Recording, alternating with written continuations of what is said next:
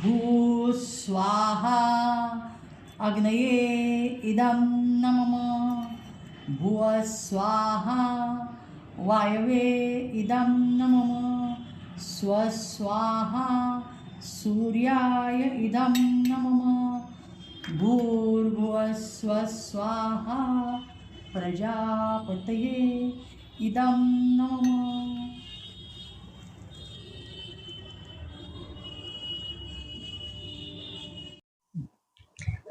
नमस्कार, मी प्राध्यापिका मेधा दाते.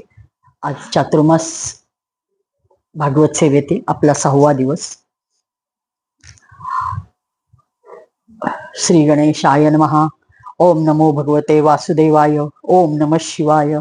वक्रतुंड महाकाय सूर्यकोटि समप्रभो निर्विघ्नं कुरु मे देव सर्वकार्येषु सर्वदा. या कुंदेंद्र तुषारहार धवला, या शुभ्रवस्त्रामृता, या वीणावर दंडमंडितकरा, या श्वेत पद्मासना, या ब्रह्माच्युत शंकर प्रभृतिभिर देवैः सदा वंदिता. सा मां पातु सरस्वती भगवती निःशेषजाड्यापहा.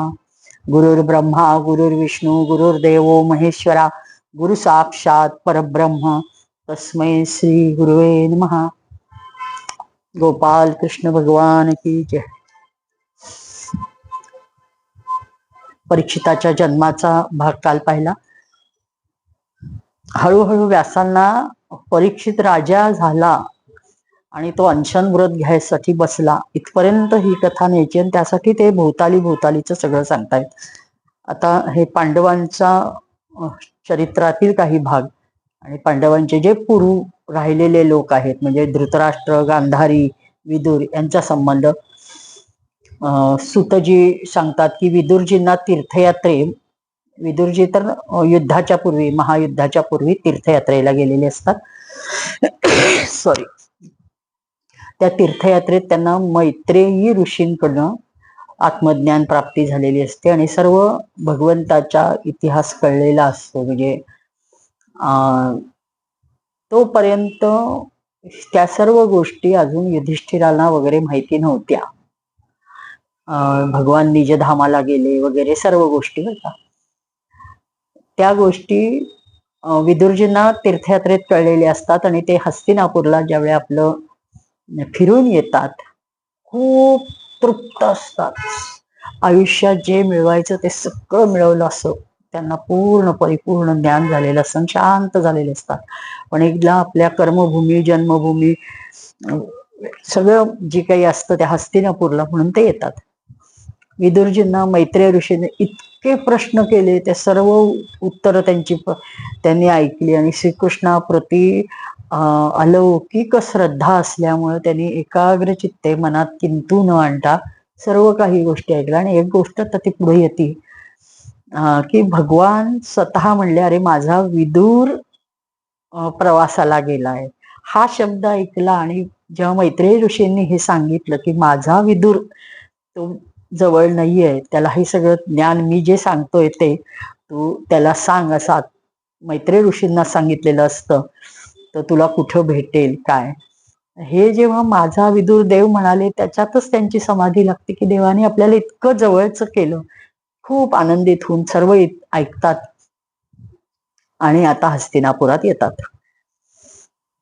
आता काका विदुर आलेले पाहताच युधिष्ठिर आता राज्य जिंकलंय, त्यांचा विलक्षण आपल्यावर प्रेम असतं, असं भांडू नका, त्यांचं राज्य त्यांना द्या म्हणून त्यांनी अनेक वेळा सल्ले दिलेले असतात आणि त्याच्याच रागाने दुर्योधनाने त्यांना घराबाहेर काढलेलं असतं. असे हे विदुर काका आपले आलेत म्हटल्यावर खूप आनंद होतो. पांडव त्यांचा खूप सत्कार करतात, खूप प्रत्येक जण आनंदित होतं. युधिष्ठिर, त्यांचे चारी भाऊ धृतराष्ट्र, योत्सु, संजय, कृपाचार्य, कुंती, गांधारी, द्रौपदी, सुभद्रा, उत्तरा, कृपा, सगळे अनेक म्हणजे कुळातील स्त्रिया पुरुष सगळे त्यांच्या भोवती जमतात, त्यांचे स्वागत करतात, अनेक प्रश्न विचारतात. खूप आनंद वातावरण असतं की प्रत्येक जण युधिष्ठिराने आसनावर बसवलं, त्यांना स्वागत केलं त्यांचं आणि मग त्यांना भोजन विश्रांती झाल्यावर आपण बोलू म्हणतात. त्याप्रमाणे खरोखर भोजन विश्रांती झाल्यावर त्यांना सुखासनात उच्चासनावर बसवलं जातं आणि आता आपल्या यात्रेचे अनुभव आम्हाला सांगा असं युधिष्ठिर म्हणतात.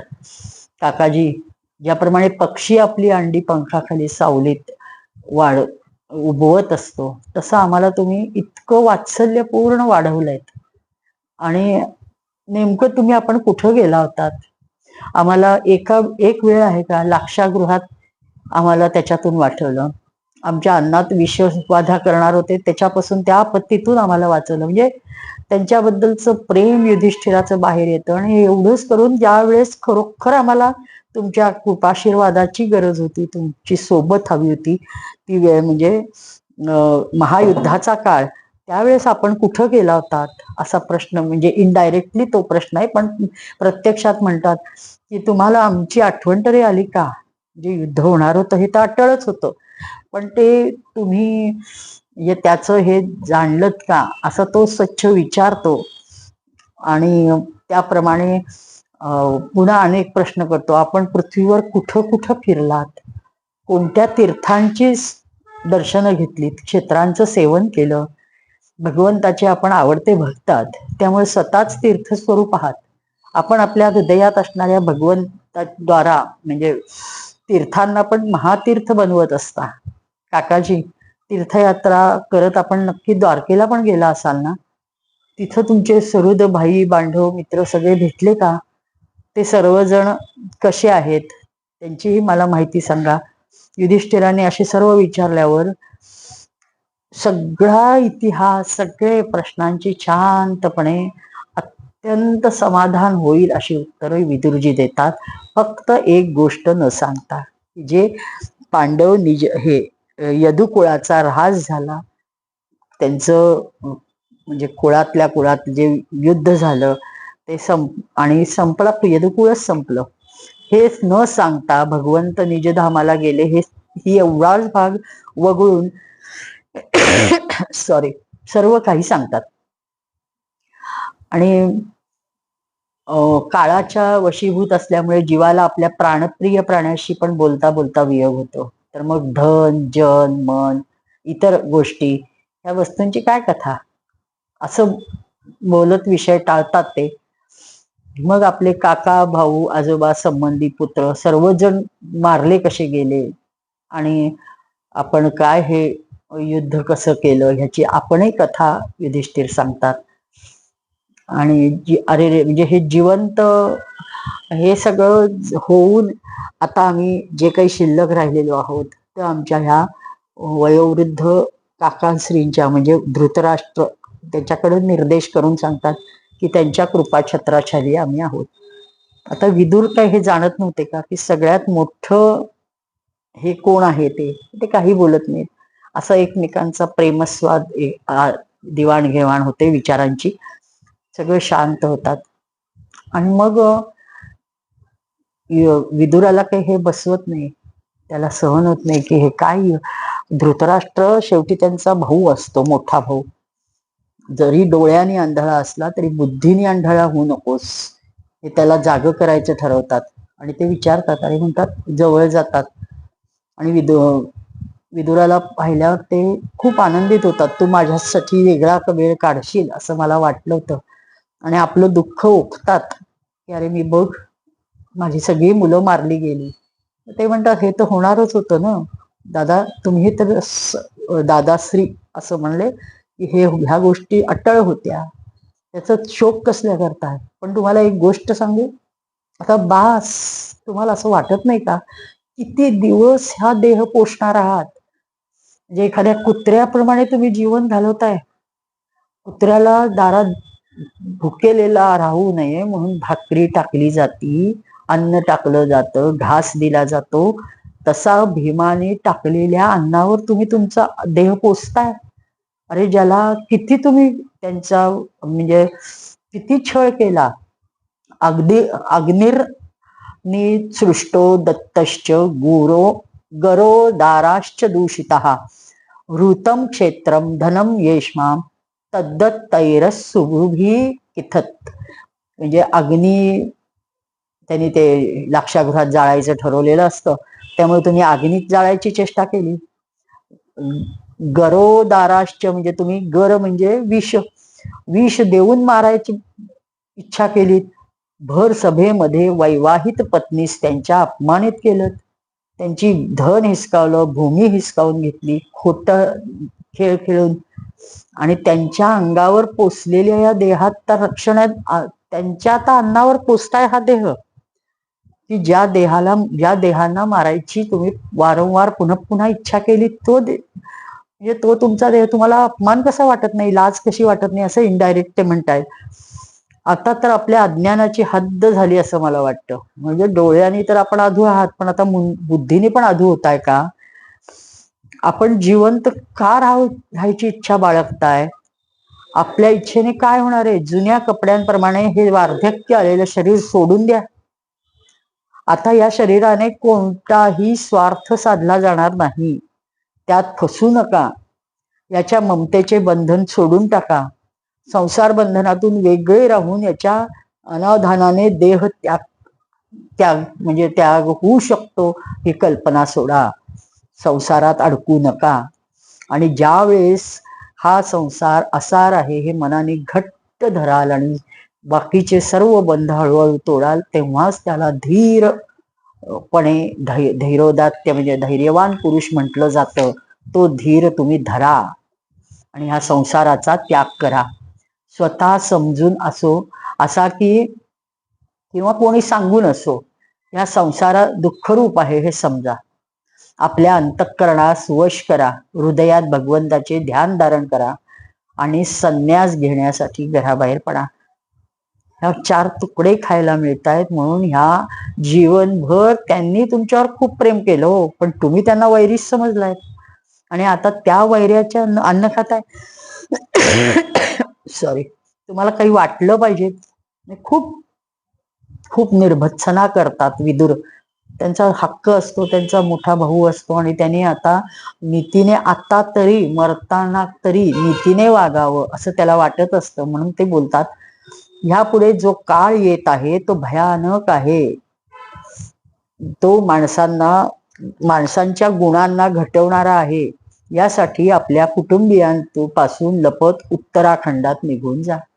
तुम्हाला कोणीच परवानगी देणार नाहीये. युधिष्ठिर अत्यंत सत्वशील आहे, सत्वगुणी आहे. तो राजा युधिष्ठिर तुम्हाला जा म्हणणार नाही. तुम्ही निघालेल्या दिसला ताडवेल. त्यामुळं तुम्ही मध्यरात्री हे सगळं सोडा, हा वैभव सोडा. आता ह्या लहान भाऊ विदुराने अशा आंधळ्या धृतराष्ट्राला डोळ्यात अगदी जळजळीत अंजन घातलं आणि त्याचे प्रज्ञाचक्षु उघडले. आणि मग तो म्हणतो की खरंय तू म्हणतोयस ते, मी पडतो आज. मध्यरात्री कुणालाही न सांगता धृतराष्ट्र म्हणजे पत्नी गांधारीची सुद्धा अपेक्षा ठेवत नाहीत, पण ती त्यांच्या मागं जाती आणि त्या दोघांच्या मागं स्वतः विदुर जातात. आणि ते म्हणजे गांधारीला खूप सुंदर उपमा दिलेल्या आहेत. परमपवित्र सुबलनंदिनी गांधारी ती म्हणते की माझे पती, मी ज्यांचं अनुसरण केले ते हिमालयाच्या वाटेने जात आहेत, तर त्यांच्या या अंतिम प्रवासात मी नक्कीच साथ देणार आणि माझ्या जीवनाचं एक श्रेष्ठ ध्येय प्राप्त करून घेणार, असं म्हणून ती पण त्यांच्या मागोमाग जाते, अनुगमन करते. आणि युधिष्ठिर इकडं ज्यावेळेस प्रातःकाळचे जे संध्यावंदन आहे ते करतात. पुन्हा इथं मला जिथं जिथं अग्निहोत्र येईल किंवा दानाचा विषय येईल, सत्कर्मांचा विषय येईल, म्हणजे पंचसाधन मधला कुठला विषय येईल, तिथं ते मी आवर्जून उल्लेख करते की आता जसं स्वाध्याय करायला धृतराष्ट्राला भाग पाडलं विदुराने, आणि थोडा स्वाध्याय, किंचित सत्संगाचं महत्वच तेवढं आहे. एक थोडा क्षणिक स्वाध्याय झाला की एकदम तो भानावर येतो. धृतराष्ट्र म्हणतो चुकलो मी, आता पडतो, मी बाहेर पडतो लगेच ह्याच्यातून, आणि मग त्याचे प्रज्ञाचक्षु जागृत होतात. तसं आता हा जो युधिष्ठिर आहे हा अजातशत्रू कृतो मैत्रो हुताग्निर विप्रानत्वा तिलगो भूमी कमैही, म्हणजे भूमी रुकमैही, म्हणजे त्यांनी काय काय करायचा, कसं दान द्यायचा ह्याचा उल्लेख केलाय की हा अजात शत्रू युधिष्ठिराने प्रातःकाळी संध्यावंदन केलं, हुताग्नी विप्रां म्हणजे अग्निहोत्रादी काम केलं, ते करून म्हणजे नमस्कार नंतर विप्रांना वगैरे केले. त्यानंतर तिल गो भूमी रुक्कमैही म्हणजे सोन्याला म्हटलेलं आहे ते रुक्कमय, आणि तीळ, गाय, भूमी, सुवर्ण या सगळ्यांचं भरभरून दान दिलं.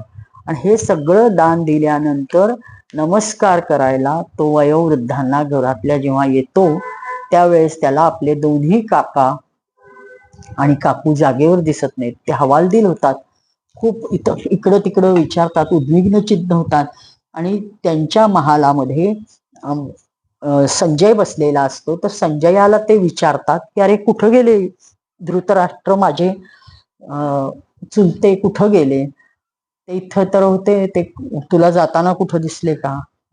संजय त्यांची एखाद्या सावलीप्रमाणे साथ करणारा त्यांचा सेवक असतो. आणि ज्या वेळेस गीता वगैरे त्याला पाहायला मिळाली, प्रत्यक्ष रणभूमीवर विश्वरूप दर्शन झालं, तेव्हापासून तर तो आपल्याला भाग्य, हे अहोभाग्य मिळालंय ते आपल्या स्वामींमुळे मिळालंय या भावनेने त्यांच्या पूर्ण सेवेतच असतो. तो म्हणतो, तो संजयाला रडायला येतं एकदम हे असा प्रश्न विचारल्यावर. आणि कारण ते खूप वेगवेगळ्या प्रकाराने युधिष्ठिर विचारतात, कारण गांधारी आणि धृतराष्ट्र त्यांच्या पुत्रशोकाने व्याकुळ असतात. ते म्हणतात, पुत्रशोकाने पिडलेली माता गांधारी आणि माझे परमहितेष्टू काका काका धृतराष्ट्र व विदुरजी हे कुठे आहेत? मी फार मंदबुद्धी आहे, माझ्याकडून काही अपराध झाला का? माता गांधारीला वाईट वाटलं का? तिने आपल्या पतीला गंगेत देह सोडून दे म्हणून घेऊन गेली आहे का? आमचे वडील पांडव जेव्हा लहानपणी गेले तेव्हा आमचे संपूर्ण पालन पोषण याने काकांनीच केले. तू कुठे गेला होतास? तू पाहिलंस का त्यांना कुठे गेलेलं? म्हणजे असे संजयाला वेगवेगळे प्रश्न विचारतात. सुतजी सांगतायत की संजय म्हणाले की आपले स्वामी धृतराष्ट्राला न भेटल्याने त्याची कृपा आणि प्रेमाच्या विकलतेने ते इतके विकलांग झाले होते की तोंडातून शब्द फुटत नव्हता. त्यांचं युधिष्ठिराचं मन एवढं मोठं आहे की ते प्रत्यक्ष माता पिताच त्यांना मानायचे, की ज्यांनी त्यांना वारंवार मारायचा प्रयत्न केलेला असतो अशा चुलत्याला आणि चुलतीला त्यांनी माता पिता संबोधावं. आणि ते गेले कुठं, त्यांना बेचैन व्हावं ह्यानी त्यांचे डोळे भरून येतात. हळूहळू बुद्धीद्वारा त्यांनी चित्ताला स्थिर केलं, अश्रू पुसले आणि आपले स्वामी धृतराष्ट्र त्यांच्या चरणांचे स्मरण केले. आणि ते म्हणाले की कुरुकुल नंदन, मला आपले काका, दोन्ही काका आणि गांधारीजी यांच्या संकल्पाबद्दल काहीच माहित नाही.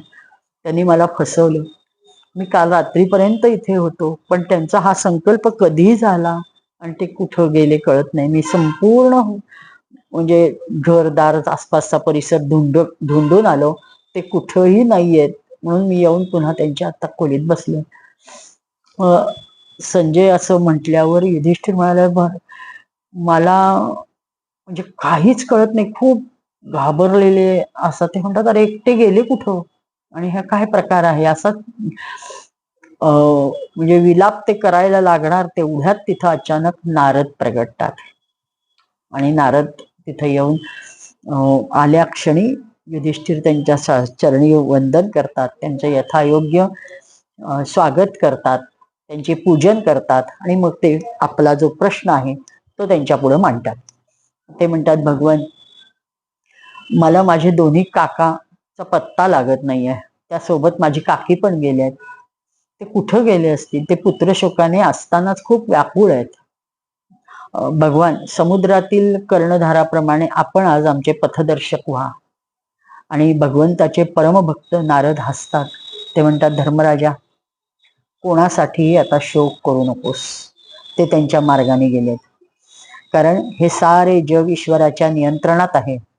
सारे लोकपाल ईश्वराच्या आज्ञेचे पालन करत असतात. मोठ्या दोरखंडाने जखडलेला पण लहान दोरीने बांधलेला वाह्यात बैल आपल्या स्वामीचा भार वाहतो, अशाप्रमाणे माणूस सॉरी वेदरूप दोरीने ईश्वराच्या आज्ञेचे अनुकरण करत असतो.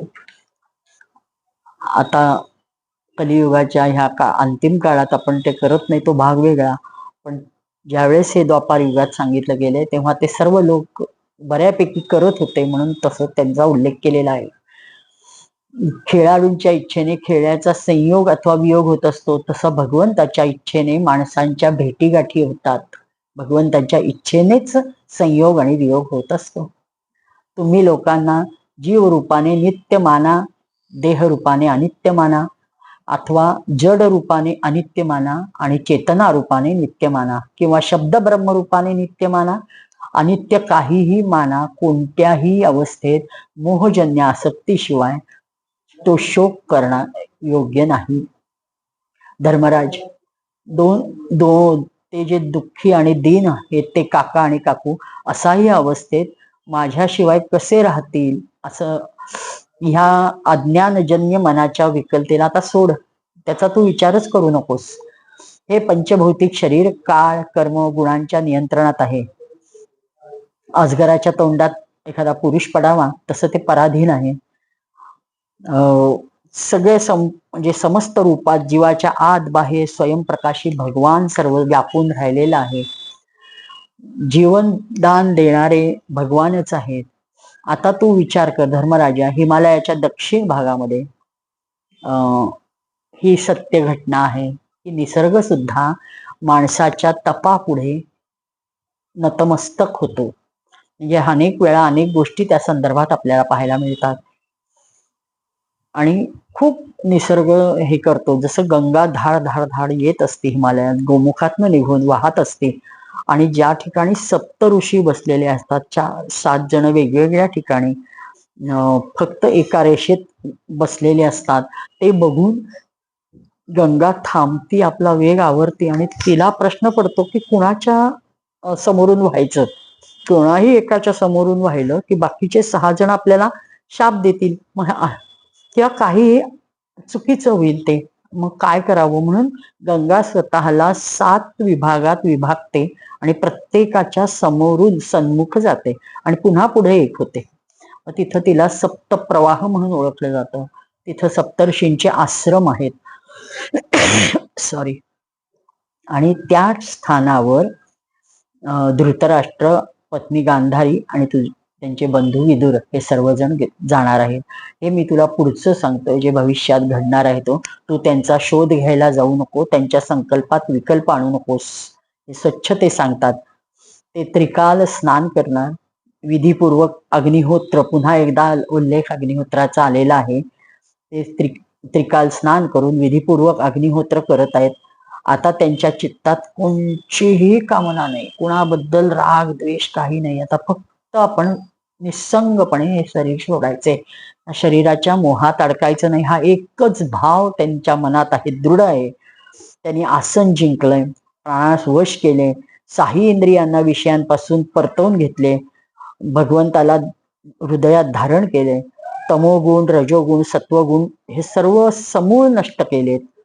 त्यांनी अहंकाराला बुद्धीशी जोडले, तो आपल्या क्षेत्रज्ञ आत्म्यात लीन केलाय आणि हृदयाकाशात घटाकाशाप्रमाणे सर्वाधिष्ठान ब्रह्मामध्ये एक केलेला आहे. आणि आता सर्व संग परित्याग करायची वेळ आलेली आहे समजून. त्यांनी हे सगळं भविष्यातलं बघून नारद मुनी आधी सांगत असतात बरं का, वर्तमानात भविष्यातलं बघून सांगतायत ते.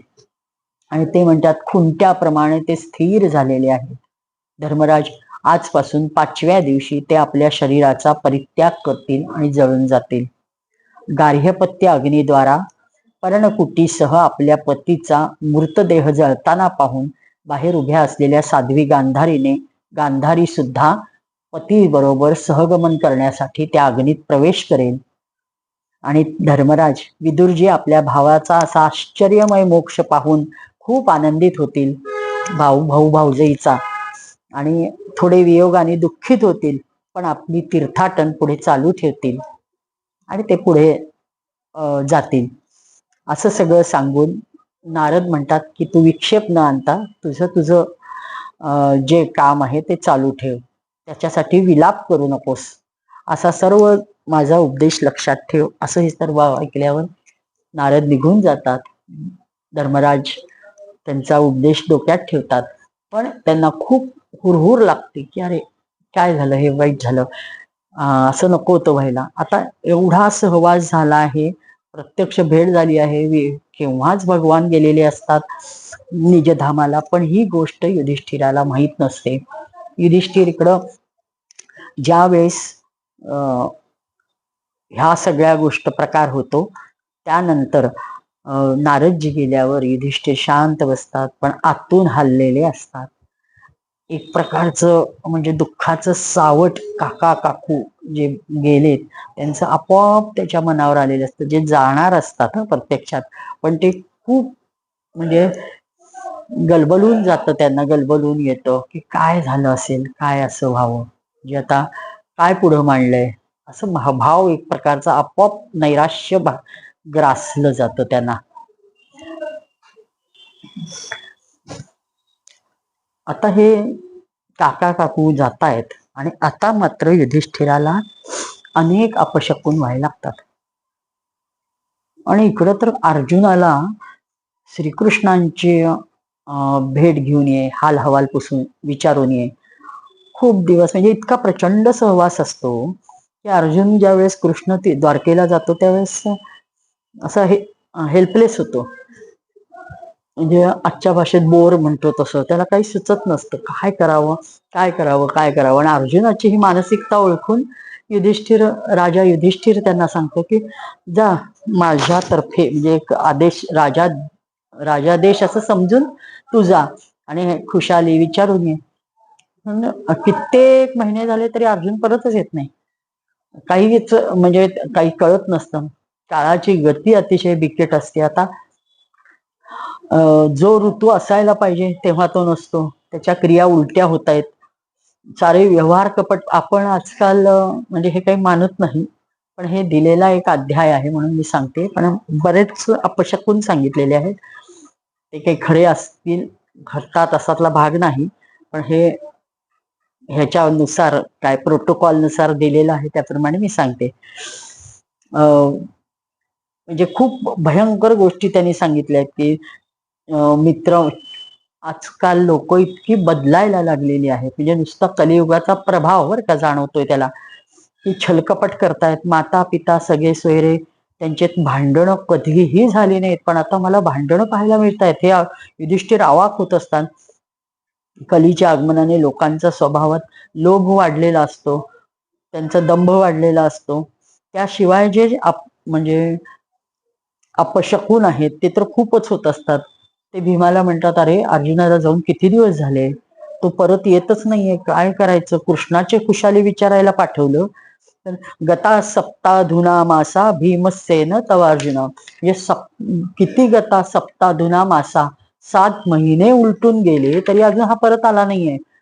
आता काय करायचं, छोटे बंधू अद्याप परतलेच नाहीयेत. काहीतरी माहिती तर आपल्याला कळायला पाहिजे तिकडनं काय झालंय. म्हणजे द्वारकेच्या वर अर्जुन कसा कृष्णाशी भेटलाय, काय झालंय, तिथंच राहून बसायचं का आपण, हे बरोबर आहे का. सॉरी. देवर्षी आणि मग हे सगळं आठवण का येते तर हे अपशकुन बघून कृष्णाचे, कारण काही झालं तरी कृष्ण समोर आला की सगळं हे असे अपशकुन वगैरे संपत असतात ना. म्हणून ह्याला डोक्यात येतं की अरे कृष्ण माझा, कृष्णाचं कडे गेलेला अर्जुन आला नाहीये आणि हे इतके अपशकुन व्हायला काय वाईट व्हायचंय का. आकाशातून उल्कापात होतोय, धरणीकंप सारखा होतोय, शरीरात रोगादी भयंकर व्याधी दिसायला लागलेल्या आहेत. अरे माझा उजवा खांदा, डावी मांडी पुन्हा पुन्हा फडफडत आहेत, हृदय धडकत आहे, जोरामध्ये धडकत आहे, खूप काहीतरी अरिष्ट येणार असं वाटतंय. आणि सियार मादी म्हणजे कुत्र्याची जाती, सियार मादी उगवणाऱ्या सूर्याकडे तोंड करून रडतीये आणि सरळ सरळ ती माझ्या तोंडाकडे बघून, माझ्या तोंड म्हणजे निर्भयपणे माझ्याकडे पाहून रडत आहे.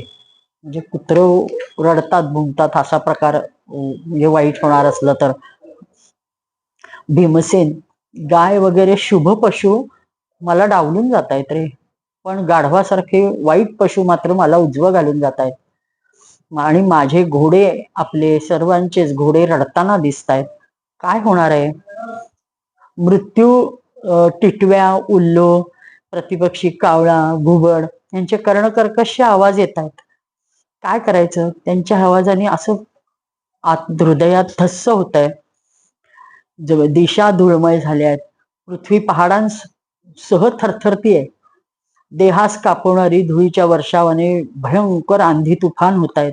आणि सगळ्यात वाईट म्हणजे रक्ताचे पाऊस पडतायत. हा काय प्रकार आहे? महाभारतात खूप माणसं मारली गेली, त्याच्याचा हा परिणाम असेल का? म्हणजे खूप प्रश्न तो स्वतः भीमाशी बोलताना चर्चा करतोय. इतकं शुद्ध झालेली आहेत नद्या, तलाव, पाणी, सगळ्यांचं, माणसांची मन सगळी शुद्ध झाली आहेत. बछडे पित नाहीयेत, गायी धारा देत नाहीयेत. गोशाळेतल्या गायी अगदी मुकाश्रू डाळत बसलेल्या आहेत. खूप हीन दीन झाल्या आहेत त्या. अशी काय वेळ आली आहे त्यांच्यावर की गायी रडतायत? म्हणजे काय किती प्रकाराने मला अपशकून वाटतंय सर्व. देवतांच्या मूर्ती सुद्धा रडवेल्या होऊन त्यांना घाम आल्यासारखं दिसतंय. धर्मशाळा, आश्रम सगळीकडे आनंदहीन आहेत. आता मी म्हणजे हे सगळ्याला काय करावं? युधिष्ठिर मनोमन ह्या भयंकर उत्पातांना पाहून चिंतित होतो. त्याने पाहिलं की अर्जुन इतके आतुर झाले, म्हणजे हे सगळं भीमाशी चर्चा करतो आहे तेवढ्यात अर्जुन आलेला पाहतो. अर्जुन आलेला पाहिलं की अर्जुन येतो आणि युधिष्ठिराच्या पायात साष्टांग दंडवत घातल्यासारखं पडतो आणि ओक्साबोक्षी रडत असतो. इतका चेहरा पडलेला असतो, त्याच्या डोळ्यात अश्रुपात चालू असतो आणि युधिष्ठिर घाबरतो. सॉरी. तो म्हणतो, अरे बंधू उठ, द्वारकेमध्ये सगळे सगळे ठीक आहेत ना? यादव सर्व कुशल आहेत ना? आपले आजोबा शूरसेन वगैरे प्रसन्न आहेत ना? आपल्या छोट्या भावासहित वसुदेव आनंदात आहेत ना? म्हणजे कुणाकुणाचंही नाव घ्यायचं त्यांनी सोडलं नाही. मामी, देवकी, त्यांच्या इतर 7 पत्न्या, सुना सगळे आनंदात आहेत ना? कंस तर दुष्ट होताच. राजा उग्रसेन, त्याच्या वडील म्हणजे देवकीसह जीवित सगळे आहेत ना? सगळे कुशल आहेत ना? बलरामादी सर्व बंधू कृष्णाचे आनंदात आहेत ना? वृष्णीवंशीय सर्वश्रेष्ठ प्रद्युम्न सुखात आहे ना? युद्धात कुशलता दाखवणारे अनिरुद्ध आनंदात आहेत ना? सगळ्यांची नावं घेतो. सुषेण, चारुदेशन, जांबवती, नंदन, सांब हे भगवंताच्या मुलांची नावं आहेत.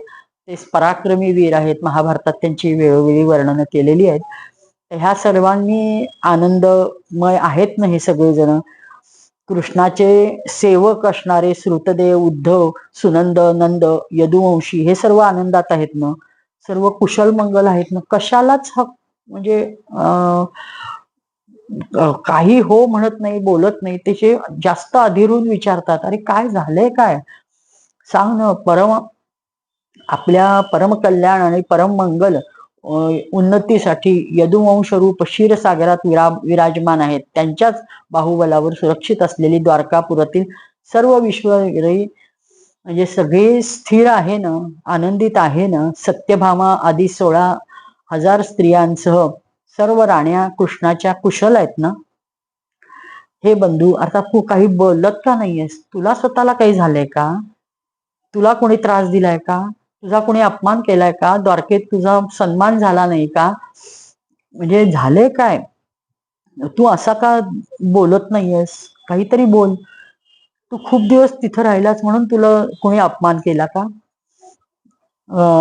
कधी दुर्भावपूर्ण शब्दांनी तू कुणाचे मन दुखवलेस का? कोणी याचकाने आशेने तुला काही मागितलं आणि तुला ते देणं जमलं नाही म्हणून तू नाराज झालायस का?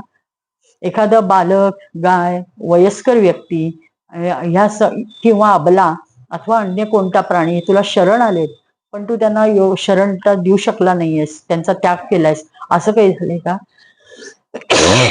सॉरी. अथवा भोजन करताना योग्य व्यक्तीला तू समोरच्या न देता एकट्यानेच खाल्लंय, असं काही झालंय का? किंवा तुझ्या समोर लोकांनी खाल्लंय आणि तुला भुकेलेला असलेल्या तुला दिलं नाहीये, असं काही झालंय का?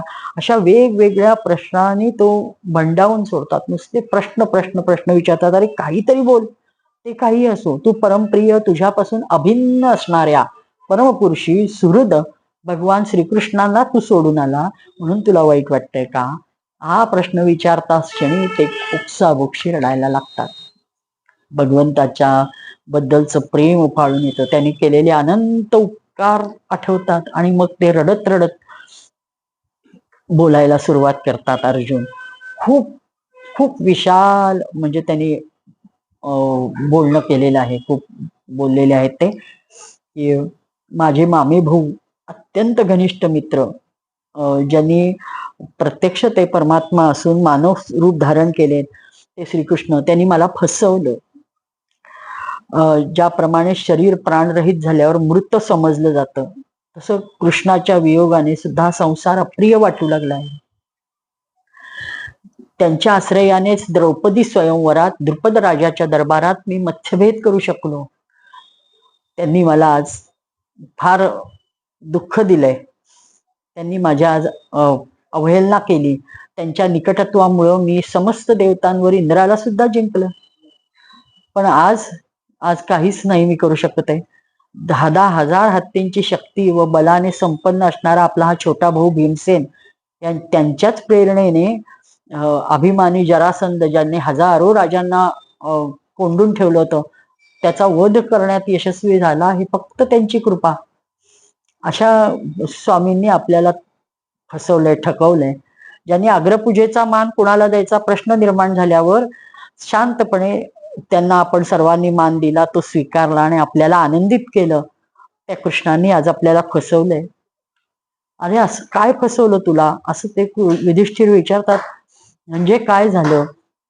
वनवासाच्या वेळी आमचा वैरी दुर्योधनाच्या षडयंत्राने 10,000 शिष्यांना घेऊन दुर्वास ऋषी आले आणि मग ते आम्हाला शाप देतील आणि आमचं वनवास पूर्ण होणार नाही.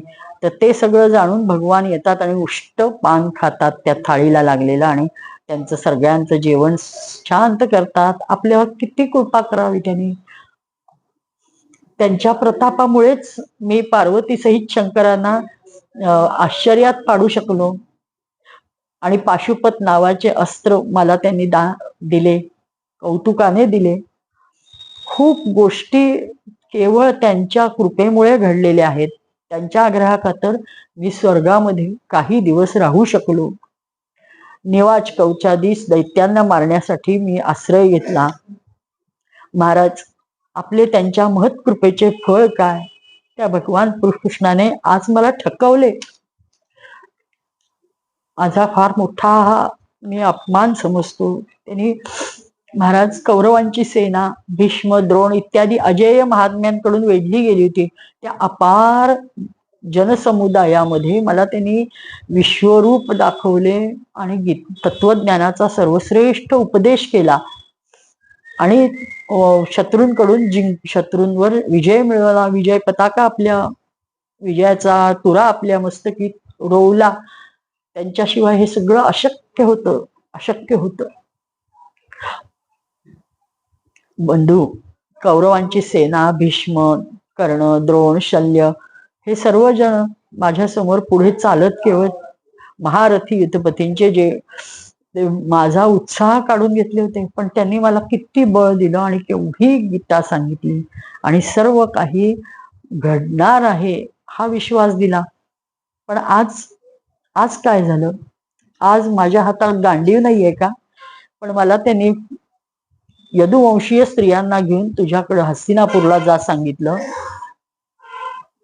तेच गांडीव माझं आज काम करेना झालंय.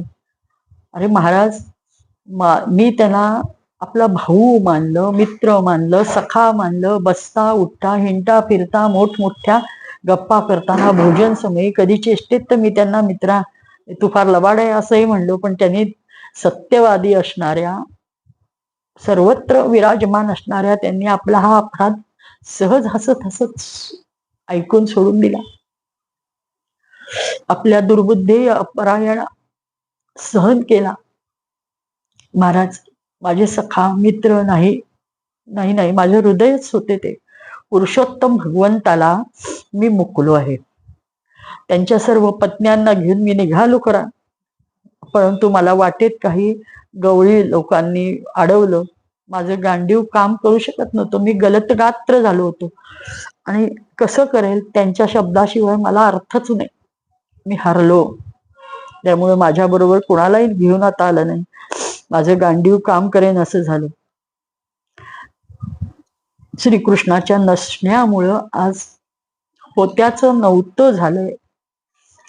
आज जसं भाजलेलं बी पेरलं तर त्याच्यातनं उगवत नाही, त्याप्रमाणे आजची आपली अशी अवस्था आहे की हातात गांडीव असून त्याचा उपयोग नाही. सर्व शस्त्र माझ्या बरोबर आहेत, रथ आहे, पण त्याचा उपयोग नाही. हे राजन, द्वारकावासी आपल्या सुहृद संबंधियांना विचारतोस ना, तुम्ही विचारलं पण ते सर्व संबंधित एकमेकात आपापल्यात भांडण करून सगळे यदुवंशीय संपुष्टात आले. गवताच्या लव्हाळीच्या प्रहाराने एकमेकांवर प्रहार केले आणि ते संपले. म्हणूनच उरलेल्यांना घेऊन मी आलो होतो. एक 4-5 जण जेमतेम उरलेले आहेत. वास्तविक सर्व शक्तिमान भगवंताची ही एक लीला आहे. त्यातच ते स्वतः त्यांनी देह ठेवला, आपल्याला फसवलं.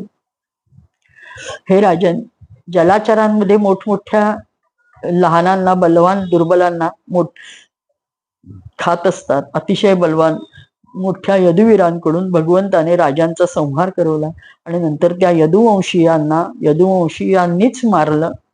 म्हणजे जसं काट्यानी काटा काढला आणि दोन्ही फेकून दिलं, तसं यदुवंशांना मारलं आणि सगळेच मेले. सॉरी. आणि या सगळ्यात शांतपणे, तटस्थपणे भगवान बघत राहिले. त्यांना माया स्पर्श करू शकली नाही, काहीही झालं नाही. त्यांच्या आठवणीने किती किती उपकार केले. त्यांच्या आठवणीने माझे हृदय पिळवटतंय, मला काही सुचत नाहीये असं म्हणून पुन्हा पुन्हा अर्जुन ओक्साबोक्षी रडतो. सुतजी सांगतात, प्रगाढ प्रेमामुळे कृष्णाच्या चरण कमलांच्या स्मरण करत करत अर्जुनाची चित्तवृत्ती हळूहळू शांत झाली.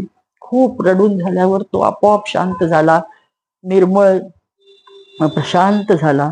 त्याची प्रेममय भक्ती भगवंताच्या चरणकमलात गुंतली आणि त्या अहर्निश चिंतनाने अतिशय वाढली. तो आता त्याला भक्तीत रमला. त्याचं ते प्रेम भक्तीत रूपांतरित झालं. युद्धापूर्वी त्यांनी केलेल्या गीतेच्या उपदेशात त्यांनी त्याचा हळूहळू स्मरण चिंतन स्वाध्याय सुरू केला की आपल्याला हे सर्व सांगितलंय ते तेवढ्या युद्धापुरतं नव्हतं. हा जीवन युद्ध माझं जे आहे त्याच्यातून सुटायसाठी तो गीतेचा उपदेश मला खूप कामी येणार आहे असं म्हणून त्यांनी तो गीतेचं स्मरण सुरू केलं. ब्रह्मज्ञान प्राप्तीमुळे मायेचे आवरण भंग पावलं, गुणातीत अवस्था प्राप्त झाली, द्वैताचा संशय निवृत्त झाला. श्रीकृष्णाचे स्वधाम गमन आणि यदुवंश संहार वृत्त ऐकून निश्चल म्हणे स्थिर बुद्धी युधिष्ठिराने मात्र आता ठरवलं, आता बास, किती जगायचं, आता भगवान गेले, आपले काका काकू गेले, आता आपणही स्वर्गारोहण करायचं. निश्चय मनोमन होतो. अभिमन्यू पुत्र अभिमन्यू नंदन परीक्षिताला राज्याभिषेक करतात लगोलग. कुंती तर अर्जुनाकडून हा सर्व वृत्तांत ऐकता क्षणी ती आपलं मन चित्त एकाग्र करते आणि देह सोडून देते. किती श्रेष्ठ म्हणायला पाहिजे कुंतीलाही. ती वैकुंठ लोकी जाती. आणि इकडे भगवान श्रीकृष्णाने लोकदृष्टीने ज्या यादव शरीराने पृथ्वीचा भार हलका केला होता त्या शरीराचा पण त्याग केलेला ऐकलेला असतं. मग आपण कशाला करायचंय म्हणून तिने हा निश्चय केला. युधिष्ठिर तर ह्याला गादीवर बसून लगोलग एखाद्या नटाप्रमाणे सर्व आपली जी काय म्हणतात वस्त्र असतात, अलंकार असतात, ते सगळे काढून ठेवतात, त्याचा परित्याग करतात आणि संन्यास म्हणजे घेतात, संन्यासाची वस्त्र परिधान करतात आणि एखाद्या तटस्थपणाने कान असून भैरव झाल्यासारखं कुणाचं काहीही ऐकून घेत नाहीत, चिरवस्त्र धारण करतात, अन्न पाण्याचा त्याग करतात, मौन स्वीकारतात, केस मोकळे करतात. आपले हे रूप असे दाखवू लागतात की कोणी जड उन्मत्त आणि भूतपिशाच्य आहे अशा ह्याच्यात ते घराबाहेर पडतात. त्यांच्या पाठोपाठ त्यांचे हे चारही भाऊ पडतात. सदैव बरोबर राहिलेली द्रौपदी सुद्धा त्यांच्या सोबत जाते. हे सर्व जण जातात, पण द्रौपदीने पुढं बऱ्याच गेल्यावर द्रौपदीने पाहिले की आपले पती लोक पांडव हे निरपेक्ष झालेले आहेत. तेव्हा ती अनन्य भावाने श्रीकृष्णाचं चिंतन करते आणि म्हणते, बास आता मी किती चालू, आणि ती तिथं पडते. सर्वात पहिल्यांदा द्रौपदी गेली आहे आणि मग नंतर एक एक एक एक करत सर्व पाची पांडव जातात. पाची पांडव आपला देह सोडतात. पांडवांच्या या महाप्रयाणाची ही परमपवित्र मंगलमयी कथा श्रद्धेने जो ऐकतो त्याला निश्चित मोक्ष प्राप्ती होते. जसं गोकर्णाचं आख्यान म्हणजे धुंदुकारीला मोक्ष मिळवून देणारी कथा ती ऐकली, विशेष करून ती कथा श्राद्ध पक्षाच्या वेळी घरातल्यांना ऐकवली तर खरोखर एक उत्तम गती मिळण्याचं जीवाला काम घडत असतं. तीच गोष्ट ह्या कथेत आहे की आपल्याला मोक्ष मिळायसाठी नक्की मिळतो. श्रद्धावान लभते ज्ञानम. तुम्ही श्रद्धेने ऐका. मी भागवत ऐकतोय, भागवतातील परमपवित्र पांडवांच्या स्वर्गारोहणाची कथा ऐकली, निश्चित मला हे मिळणार आहे मोक्ष असं मनोमन खात्री बाळगा, तो नक्की मिळेल. आजची ही 6व्या दिवसाची कथा भगवान श्रीकृष्णाच्या चरणी समर्पित करून आरतीचं एक कडवं घेऊ आणि आपण ईश प्रार्थना म्हणू. गोपाल कृष्ण भगवान की जय. श्री कृष्णार्पणमस्तु. जय हो जय श्री भागवता, आरती करू तुझ भगवंता. जय हो जय श्री भागवता. श्री शुक मुनीने परम भक्तीने नाना परीने गायले जा हरिचरिता. आरती करू तुझ भगवंता. ग्रंथ नवे हा श्री कृष्ण, गीते वेधी मन पूर्ण. अनन्य होता या शरण, खचित टळे जन्म मरण. त्रिताप जाती चिरये शांती, नाथ हि वदती रामपदी ठेवू माथा. आरती करू तुझ भगवंता. जय हो जय श्री भागवता, आरती करू तुझ भगवंता. गोपाल कृष्ण भगवान की जय. करुणानिधे प्रभोनो, दोषान् क्षमस्व भगवन्. सुचिरात् प्रसुप्त देशं, परिबोधयाशु भगवन्. भुवि भूत सर्वभाषा, परिपूरिताभिलाषा. श्वसितीव देव भाषा, तां पालयस्व भगवन्. आसीत् कदाचिदेषा, वाणी विशुद्ध वेषा. अधुना लवावशेषा. सॉरी. तामाश्रयस्व भगवन्. देशे स्वतंत्रताया, प्राचीन सभ्यताया. समयं समर्गताया, पुनरानयस्व भगवन्. करुणानिधे प्रभोनो, दोषान् क्षमस्व भगवन्. सुचिरात् प्रसुप्त देशं, परिबोधयाशु भगवन्. गोपाल कृष्ण भगवान की जय. देव देवेश्वर भगवान परशुराम भगवान की जय.